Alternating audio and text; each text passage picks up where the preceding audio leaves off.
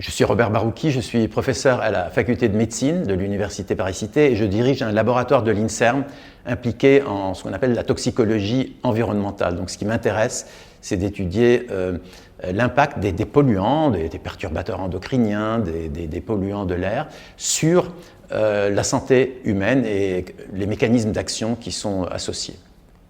Quand on travaille sur les effets des polluants sur la santé, on a souvent de très grosses incertitudes. Pourquoi? Parce qu'il est fréquent que l'effet d'un polluant ne se manifeste pas tout de suite, mais se manifeste 10 ans, 20 ans, voire 30 ans plus tard. Donc c'est extrêmement difficile d'avoir la preuve absolue que tel polluant va avoir tel effet sur la santé. Donc on accumule des arguments et c'est au fond en fonction du nombre d'arguments que nous avons qu'on peut conclure éventuellement à la fin qu'il y a un effet. Donc étant donné qu'il y a cette incertitude, quand on recommande de prendre des mesures sur les polluants, on est plutôt dans ce qu'on appelle, on suit le principe de précaution parce qu'on n'est pas absolument sûr de notre effet.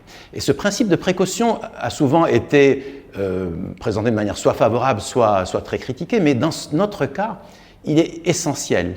Pourquoi? Parce qu'il est très difficile d'avoir une preuve absolue. Je pense que ce principe est complètement fondé sur la science. C'est presque encore plus difficile d'avoir des arguments quand on a des incertitudes pour prendre une décision publique et de voir les vrais arguments scientifiques que quand quelque chose est assez évident et qu'on fait de la prévention.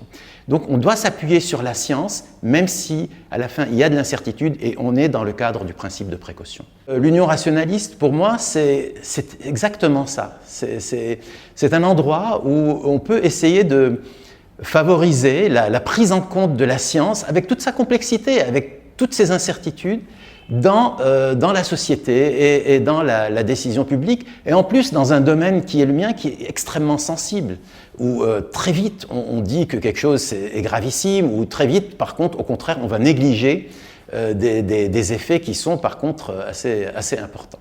Quand on pense par exemple que la pollution de l'air fait en France 40 000 décès tous les ans, la pollution de l'air, et on se dit mais il faut quand même qu'on fasse vraiment quelque chose. Ça, c'est quelque chose de gravissime. Par ailleurs, d'autres impacts, d'autres disons facteurs sont sans doute un peu moins importants. Donc c'est pourquoi je voudrais qu'on avance dans cette application de la science dans la décision publique, et je pense qu'il faut que les scientifiques se mettent ensemble et d'autres personnes de la société pour favoriser cet événement-là.